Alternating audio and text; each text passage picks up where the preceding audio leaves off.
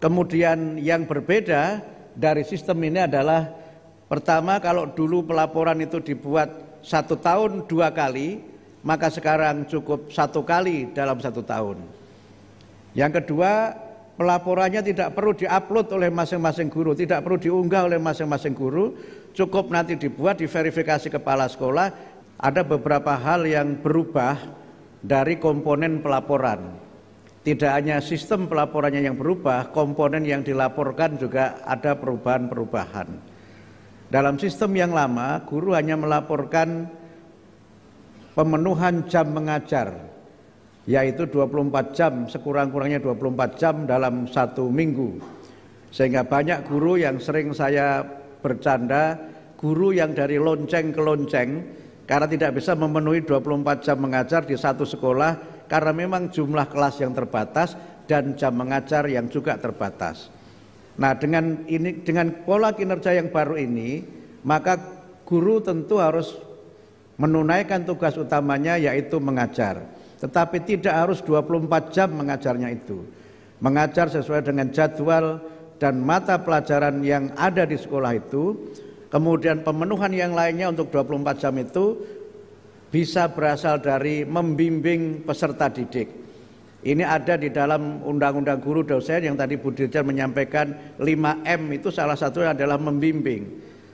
Sehingga sekarang ada kesan karena sibuk ke sana kemari, tugas guru sebagai pembimbing itu belum terlaksana secara maksimal. Dalam pelaporan yang baru ini, guru sebagai pembimbing nanti bisa dihitung dengan jam tatap muka.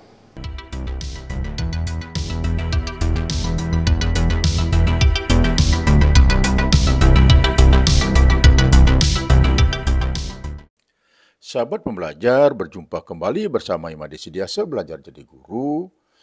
Kementerian Pendidikan Dasar dan Menengah berkomitmen untuk meningkatkan kualitas guru sebagai ujung tombak pendidikan yang penting bagi masa depan bangsa dan untuk mewujudkan visi pendidikan bermutu untuk semua.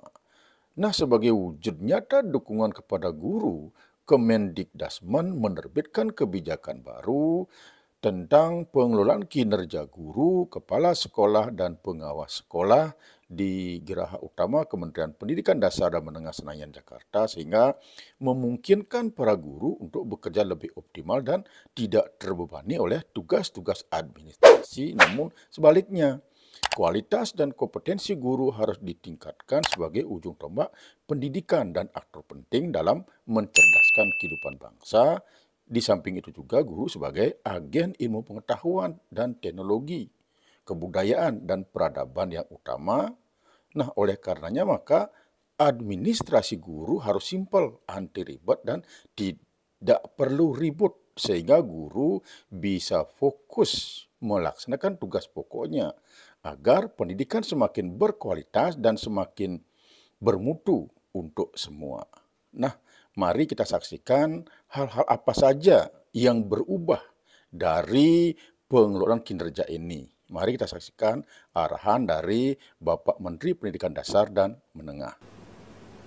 Meluncurkan rilis pembaruan pengelolaan kinerja untuk guru, kepala sekolah, dan para pengawas sekolah. Izin kami menyampaikan bahwa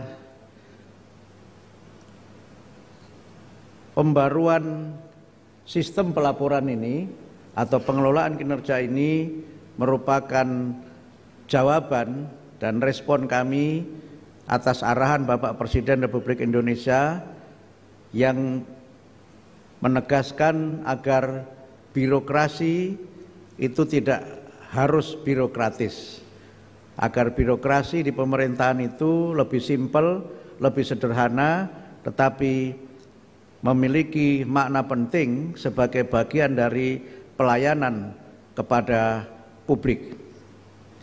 Ini juga merupakan bagian dari respon kami terhadap banyaknya masukan dari para guru, pengawas, dan kepala sekolah yang merasa bahwa pengelolaan e-kinerja itu dirasa ribet dan kadang-kadang juga bikin ribut.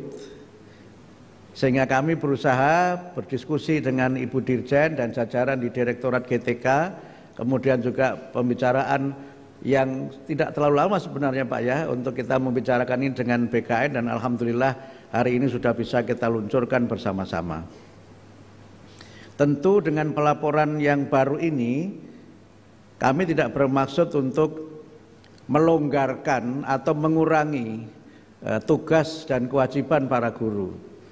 Sistemnya yang kami rubah, komponennya yang coba kami susun kembali, karena pada dasarnya tugas guru itu sudah melekat di dalam Undang-Undang Guru dan Dosen.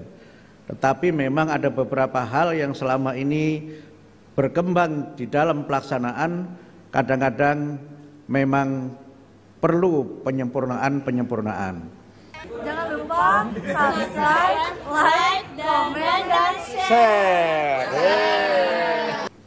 Dalam rilis kami yang baru ini, ada beberapa hal yang berubah dari komponen pelaporan. Tidak hanya sistem pelaporannya yang berubah, komponen yang dilaporkan juga ada perubahan-perubahan. Dalam sistem yang lama, guru hanya melaporkan pemenuhan jam mengajar, yaitu 24 jam, sekurang-kurangnya 24 jam dalam satu minggu. Sehingga banyak guru yang sering saya bercanda, guru yang dari lonceng ke lonceng, karena tidak bisa memenuhi 24 jam mengajar di satu sekolah, karena memang jumlah kelas yang terbatas dan jam mengajar yang juga terbatas. Sehingga karena harus mengejar dari lonceng ke lonceng itu, tugas guru yang sangat penting, yaitu membimbing peserta didik, membimbing para murid itu seringkali tidak dapat terlaksana dengan sebaik-baiknya. Saya sering menyebut sebagian guru itu adalah guru yang hit and run, datang untuk mengajar, setelah itu kabur entah kemana kita tidak tahu. Nah, dengan pola kinerja yang baru ini, maka guru tentu harus menunaikan tugas utamanya, yaitu mengajar. Tetapi tidak harus 24 jam mengajarnya itu. Mengajar sesuai dengan jadwal dan mata pelajaran yang ada di sekolah itu. Kemudian pemenuhan yang lainnya untuk 24 jam itu bisa berasal dari membimbing peserta didik. Ini ada di dalam Undang-Undang Guru Dosen yang tadi Bu Dirjen menyampaikan 5M itu salah satunya adalah membimbing. Sehingga sekarang ada kesan karena sibuk kesana kemari, tugas guru sebagai pembimbing itu belum terlaksana secara maksimal. Dalam pelaporan yang baru ini, guru sebagai pembimbing nanti bisa dihitung dengan jam tatap muka. Kemudian yang kedua, guru juga memiliki kewajiban untuk meningkatkan kualitas profesionalnya. Saya belum ketemu bahasa Indonesianya, yang populer kita kenal dengan continuing professional development. Sehingga proses-proses di mana guru meningkatkan kompetensi ini juga kita hitung dengan jam tatap muka. Yang itu ada ketentuan dalam 1 tahun dia harus memenuhi berapa jam untuk dia meningkatkan kualitas diri. Sehingga pelatihan-pelatihan untuk para guru nanti akan kita selenggarakan, dan itu merupakan bagian dari 24 jam tatap muka itu. Karena sekarang banyak pelatihan yang abal-abal dan asal-asal, dan banyak seminar-seminar yang kaleng-kaleng, yang kadang-kadang tidak menjadi bagian dari peningkatan kompetensi dan kualitas guru. Sehingga dengan pelaporan yang baru ini, guru tentu kita tuntut untuk meningkatkan kualitas diri, mengikuti pelatihan-pelatihan profesional, dan itu kita hitung sebagai jam tatap muka. Kemudian yang baru lagi adalah keaktifan guru di masyarakat. Karena banyak juga guru yang dia selesai mengajar sudah, dia tidak aktif di masyarakat. Karena itu maka keaktifan guru di masyarakat, ikut organisasi-organisasi profesi, itu juga nanti ada hitungan-hitungannya, yang dengan itu maka guru akan menjadi bagian tak terpisahkan dari masyarakat. Bahkan dalam banyak hal guru bisa menjadi pelopor berbagai kegiatan yang ada di masyarakat. Kemudian yang baru lagi adalah keaktifan guru dalam kegiatan-kegiatan di sekolah.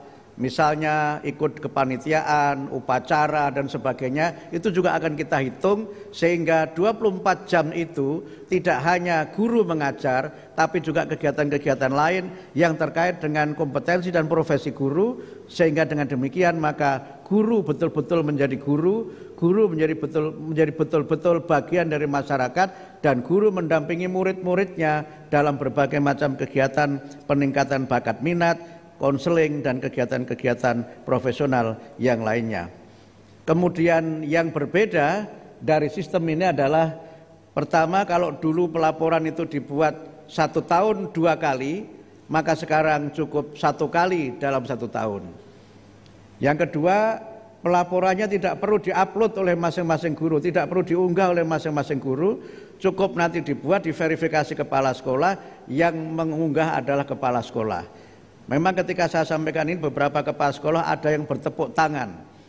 Maknanya 2, pertama mungkin kepala sekolahnya gembira, yang kedua tugasnya menjadi bertambah. Jangan lupa like, comment, share, and subscribe. Bye-bye.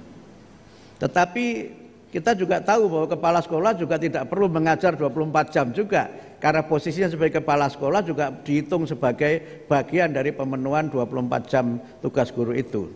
Karena itu maka Bapak Ibu sekalian, dengan sistem ini tidak berarti kemudian kita menurunkan kinerja guru, tidak berarti kita melonggarkan bagaimana guru bisa kemudian bebas untuk tidak menunaikan tugasnya. Justru kita ingin dengan aturan ini guru lebih aktif terlibat sebagai pendidik, sebagai pengajar, sebagai pembimbing, dan juga sebagai bagian dari mitra penting untuk memperkuat pendidikan karakter melalui bimbingan-bimbingan kepada para peserta didik, aktif dalam kegiatan di masyarakat, dan terlibat dalam berbagai macam kegiatan yang diselenggarakan di satuan pendidikan.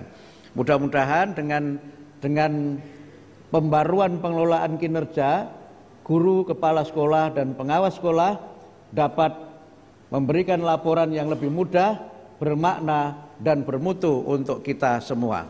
Terima kasih. Mudah-mudahan terobosan ini dapat menjadi bagian dari upaya kami untuk menjadikan para guru lebih fokus melaksanakan tugasnya dan tidak belibet dengan berbagai macam tugas-tugas administrasi yang lainnya. Birokrasi tetap ada, tapi tidak boleh menjadi birokratis.